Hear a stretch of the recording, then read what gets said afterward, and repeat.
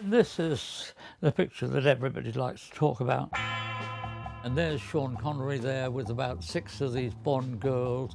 The publicist comes up to me and says, "David," he said, "I've forgotten the gun." My main problem is I don't want to give up shooting pictures. I like shooting pictures.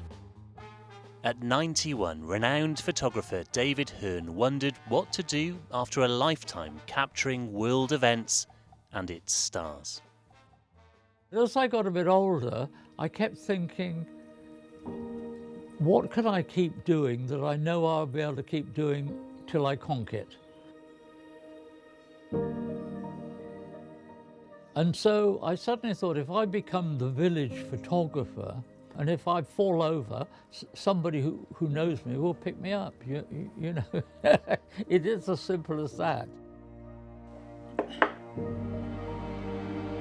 As far as I'm concerned, the Beatles are, for me, no more interesting than the village fete that I'm about to go and do, you know.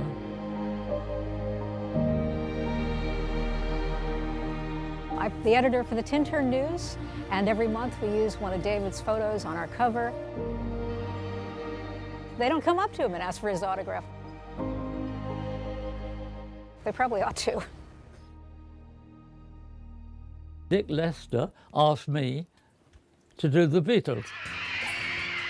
I said, well, it'd be fun, but I would like to photograph the relationship between them and their fans. I never asked them to do anything. I just photographed what happened. I mean, the fans were really frightening.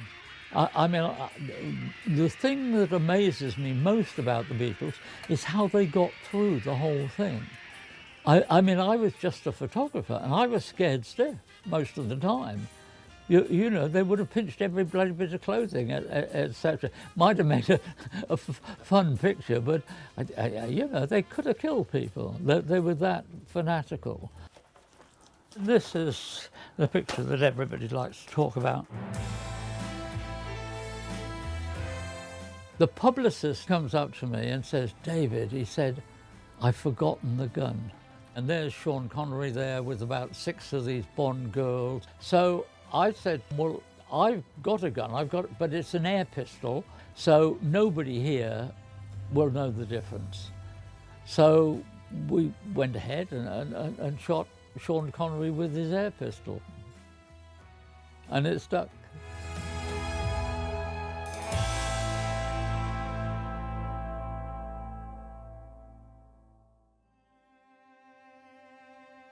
Got some stuff from Aberfan. David also offers local photographers masterclasses on his lifetime behind the lens. Aberfan brings back what for me was the most difficult thing I ever photographed. I mean, we're talking about 122 kids suffocated by crap, sliding down a mountainside. And when one got there, the miners, who were the parents of these children, were trying to dig their children out. How did you feel the audience you were photographing was responding to you?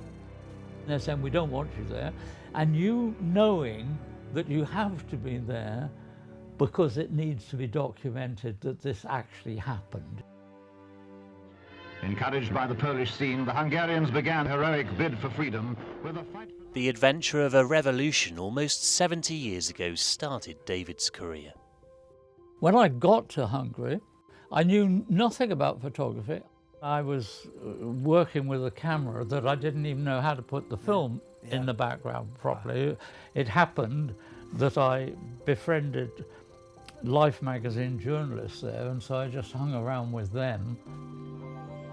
It was the first time I'd ever seen a 12-year-old kid with a rifle that was possibly going to shoot somebody. It became quite a famous picture. Could you believe your luck?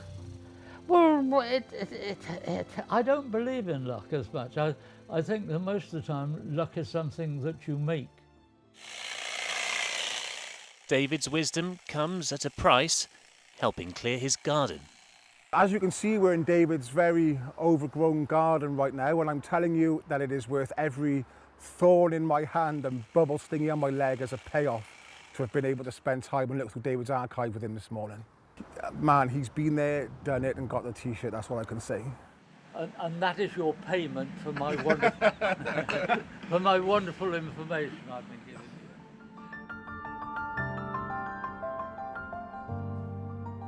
You know, I'm 91, and my body is fragile. You know, I have had a blissful life. As far as I'm concerned, when I die, I die.